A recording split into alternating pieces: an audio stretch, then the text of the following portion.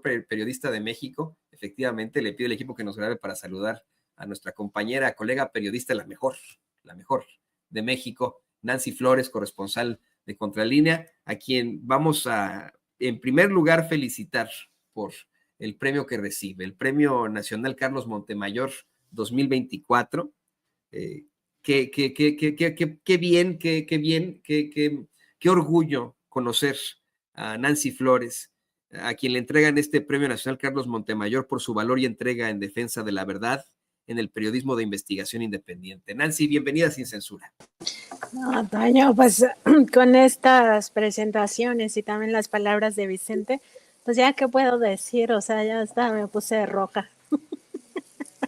No, muy merecido, y para nosotros es siempre un placer y un orgullo que estés en nuestras pantallas, enfrente de nuestros micrófonos. Yo sobre todo me siento muy feliz de saber que los jóvenes estudiantes de periodismo en la Universidad Nacional Autónoma de México tienen una maestra como tú, una catedrática como tú. Sí, por ejemplo, del otro lado de la palestra, en la Libre de Derecho, desafortunadamente, tienen para la materia de introducción al estudio del derecho al saco de pus, Javier Lozano. Pues qué bueno que no te tengan a ti, porque en periodismo, ¿no? Al menos eso es algo, es muy propositivo para México. ¿Cómo ves? Pues mira, yo estoy muy agradecida por este Premio Nacional Carlos Montemayor, que me fue otorgado junto con otras 3 personas, ya estaba ahí el cartel, y pues sobre todo lo tomo como un reconocimiento, no solo a mí, por supuesto, sino también a la propia revista, y también como un impulso, una oportunidad para seguir reflexionando acerca de la importancia de que el periodismo se haga desde la ética periodística, pero también con conciencia social y con conciencia de clase, que eso diferencia mucho si en realidad el periodismo sirve para lo que ha sido pensado como un bien común, es decir, como un servicio social y como una herramienta del derecho humano a la información y del derecho humano a la verdad, o si se somete a intereses oligárquicos sobre todo.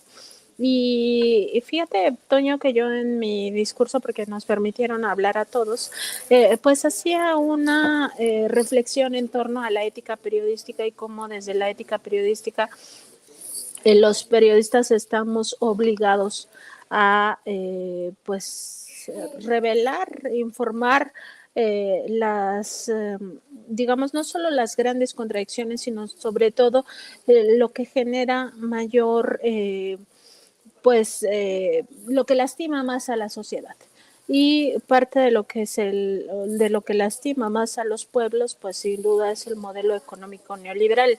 Y el gran espíritu crítico de la prensa es contraponerse a esos intereses de la oligarquía, de ese 1% de la población que controla el 95% de los recursos a nivel global y que somete a los pueblos de muchas maneras, incluyendo el hecho de que limita las democracias. Entonces es una oportunidad para seguir reflexionando sobre el verdadero papel de los periodistas y de las periodistas.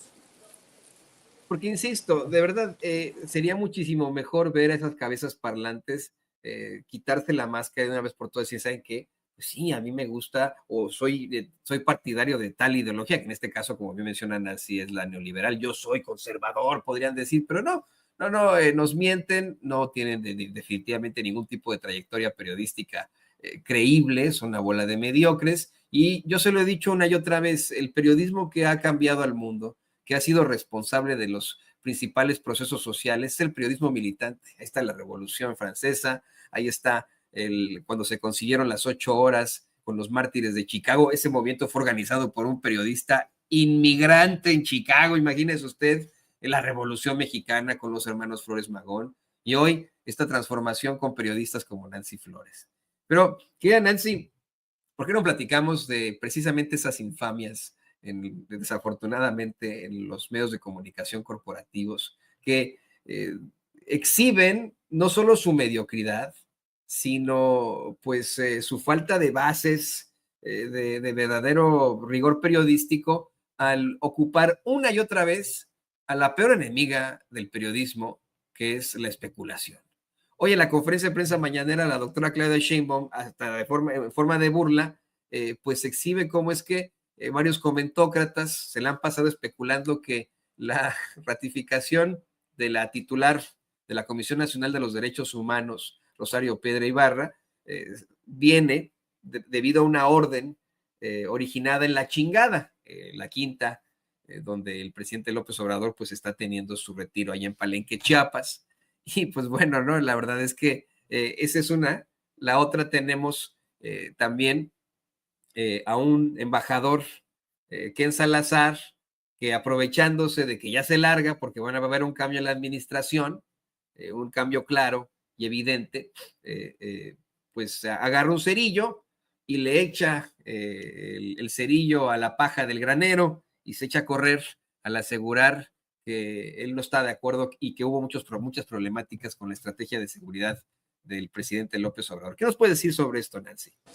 Sí, Toño, fíjate que, como bien dices, está en sus últimos días como representante del gobierno de Joe Biden, Ken Salazar, y se lanza contra el presidente López Obrador cuando sabe además que el presidente López Obrador ya está en una situación de retiro que él mismo se impuso para ya no participar en la vida pública. Es decir, es un acto incluso de cobardía, porque esto lo hubiera dicho cuando el presidente López Obrador todavía estaba en funciones, cuando el presidente López Obrador todavía tenía oportunidad de responderle. Por supuesto que no lo hizo, porque además no hay que olvidarlo, en las últimas semanas del gobierno del presidente López Obrador, pues ya estuvo congelado prácticamente Ken Salazar, justo porque venía de una circunstancia donde ellos dicen que son socios, que son amigos de México, pero invaden México para secuestrar al Mayo Zambada. Eso prácticamente ya estaría confirmado por el gobierno mexicano, que hubo una violación a la soberanía, o por lo menos sigue siendo parte de las hipótesis, y por eso sigue exigiéndose a Estados Unidos que entregue esa información de cómo fue secuestrado el Mayo Zambada en nuestro territorio aquel 25 de julio pasado. Y tampoco olvidar que Ken Salazar hizo mucho activismo contra la reforma judicial. Entonces el presidente le dijo, estás cancelado prácticamente, ¿no? O sea, se rompieron relaciones con la Embajada de Estados Unidos en México. Y pues ya, o sea, Ken Salazar quedó ahí pues como sin tener ningún tipo de injerencia más allá de sus bravuconadas, ¿no? De estar pues con estas narrativas.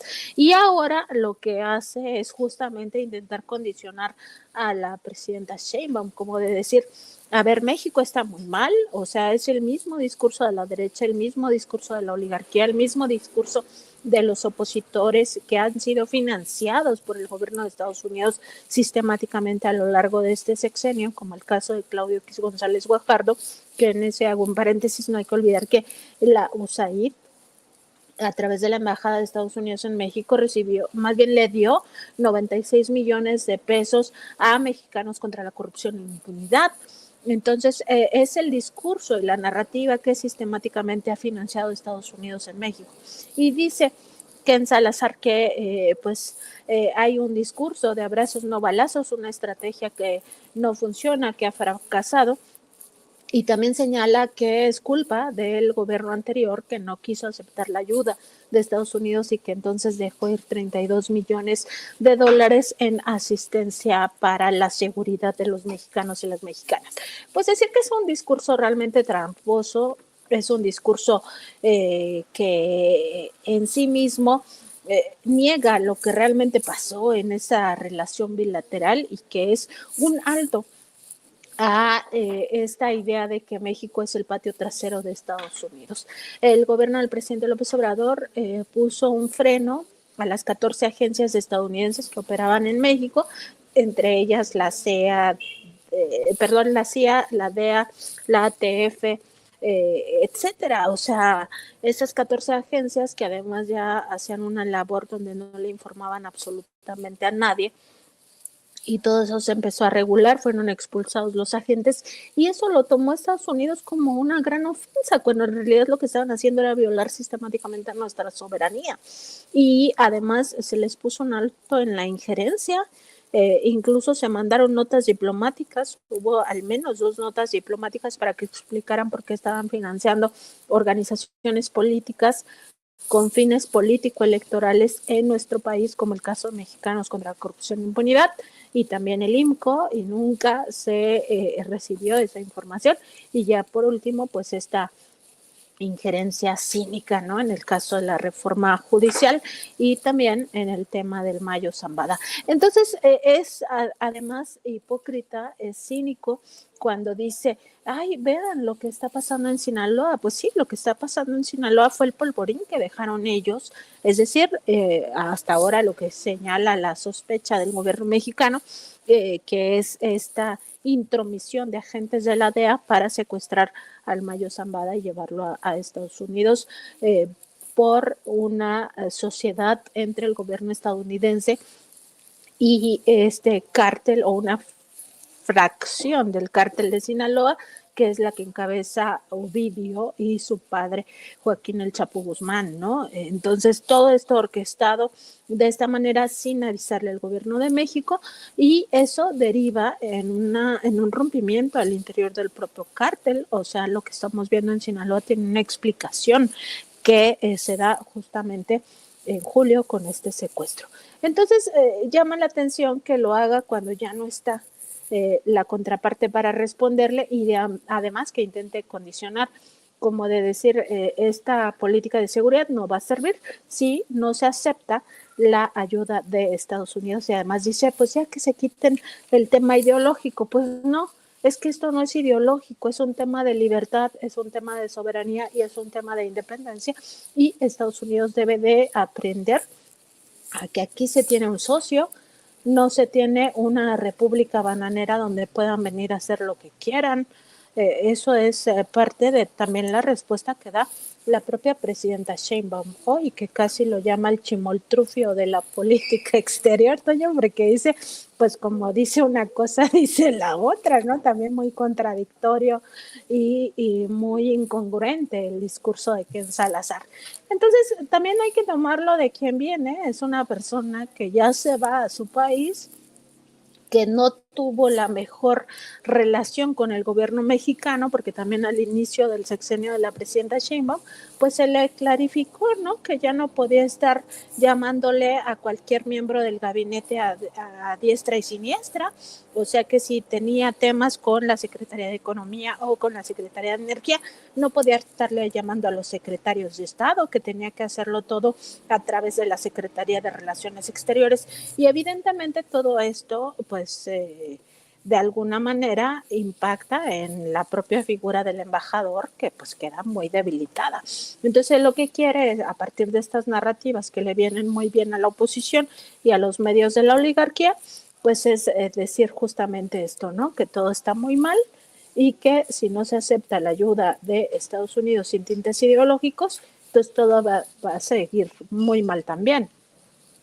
No, y al grado de que la doctora Claudia Sheinbaum hasta pone un extracto, un video en el que vemos a un Ken Salazar de contentillo con Andrés Manuel López Obrador hablando de lo excelente que es la estrategia de seguridad en México. Y ahora sí, ¿no?, tirando el cerillo al granero y haciéndole así con su sombrerito histriónico, se va Ken Salazar. Pues queda, Nancy, yo estoy muy, muy feliz de que podamos tener estos análisis aquí en Sin Censura contigo.